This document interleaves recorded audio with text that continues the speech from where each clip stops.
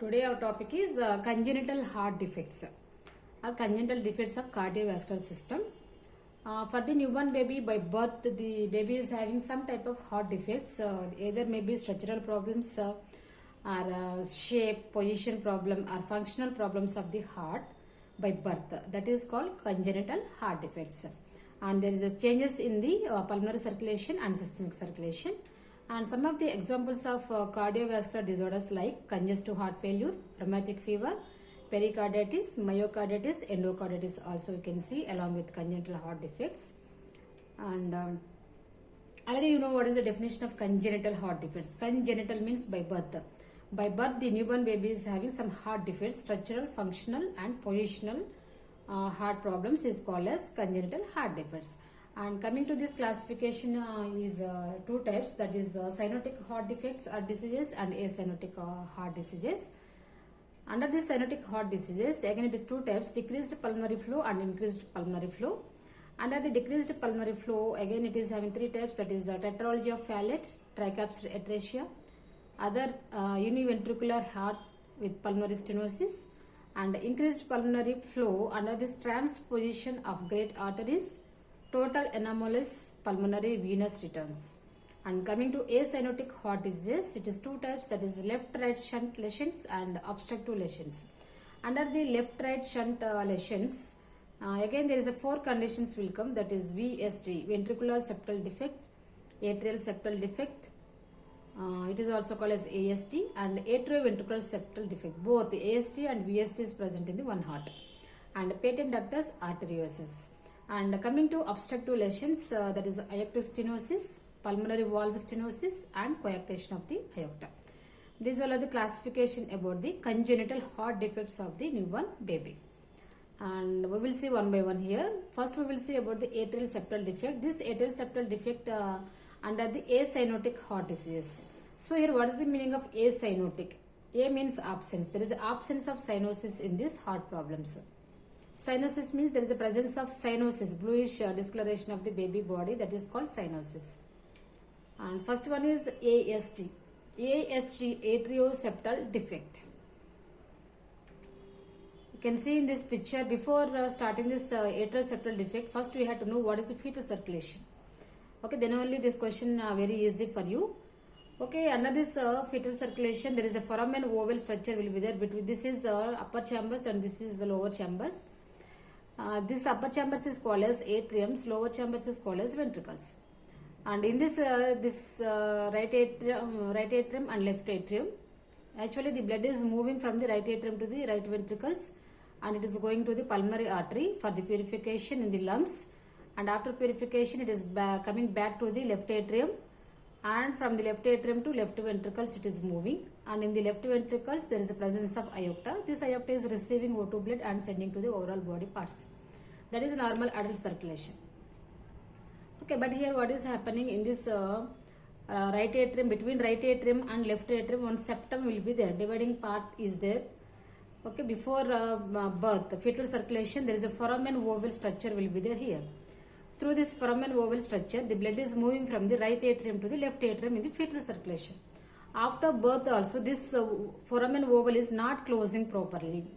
It is still, the opening is remains like that only after birth also. That's why the blood is moving from the left atrium to the right atrium. Left to right shunt will be there. Okay, that is called ASD. And ASD is, see this is the one more picture about the ASD. Means between the right atrium and left atrium there is a opening is present in the septum, that is called as ASD. Coming to this ASD types, that is three types, ostium primum, ostium secundum and sinus venous defect. What is ostium primum? When opening at lower end of the septum, it can be associated with mitral valve abnormalities. Ostium secundum when opening near the center of the septum. Sinus venous defect when opening in near just junction of superior vena cava at right atrium. See in this picture also very clearly, these all are the holes in the heart, especially in the between the left atrium and right atrium in the septum or in the right atrium also. And first one is the sinus venous superior, means this is the superior vena cava and this is the right atrium. This is the junction, this part is junction between the superior vena cava and the right atrium. In this part there is a opening, hole is there in the baby heart, that is called sinus venous superior. And ostium secundum in the center of the septum.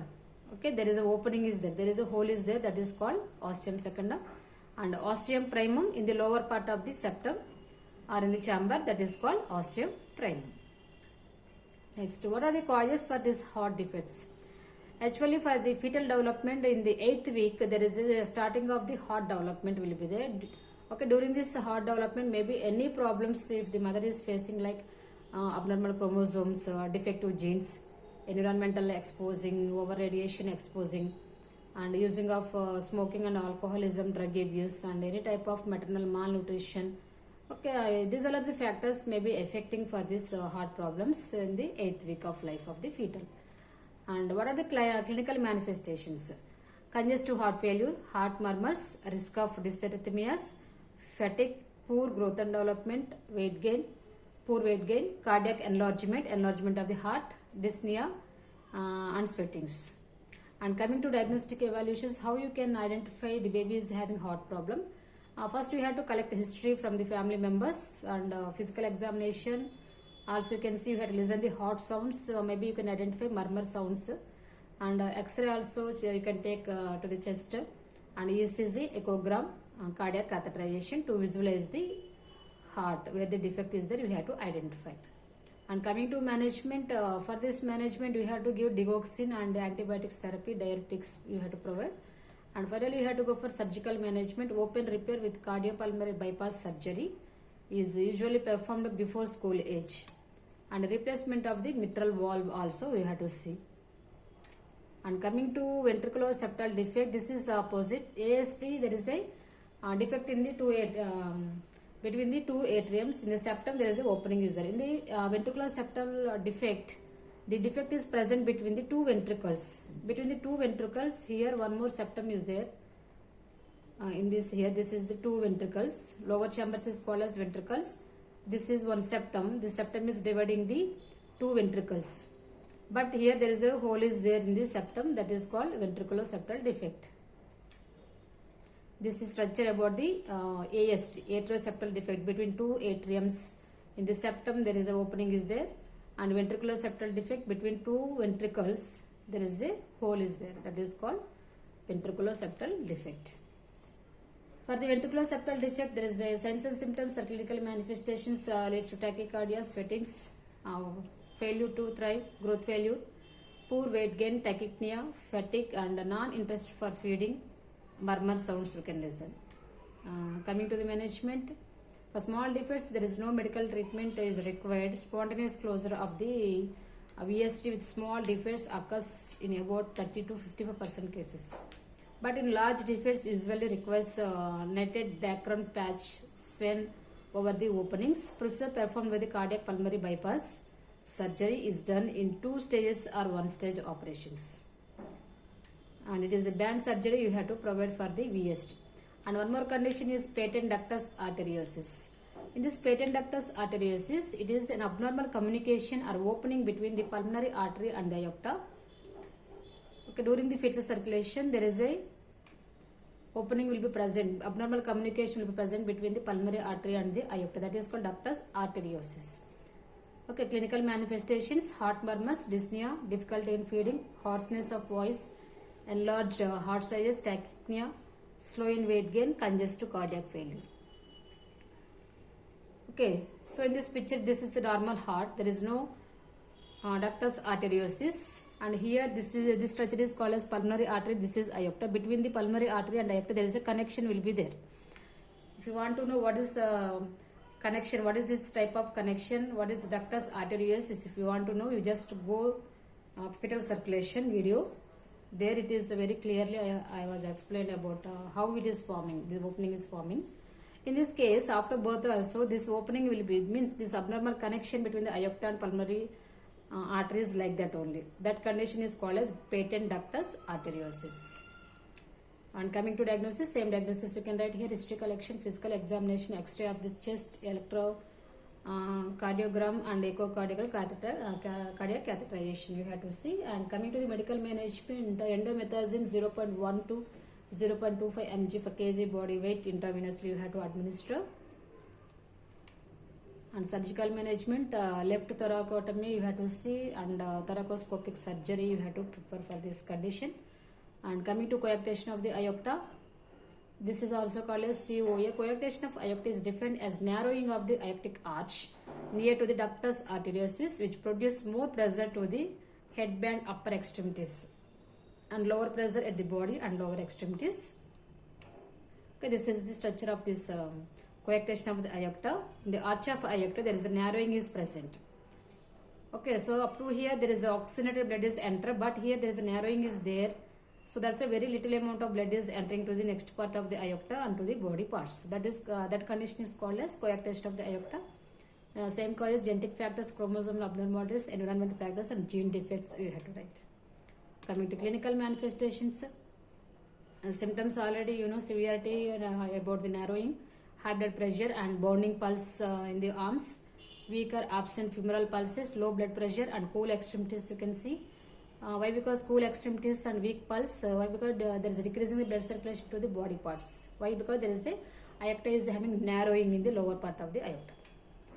And older children, maybe they will get headache, epistaxis, dizziness, fainting, weakness, dyspnea and fatigue, poor weight gain, poor feeding and sweating, etc.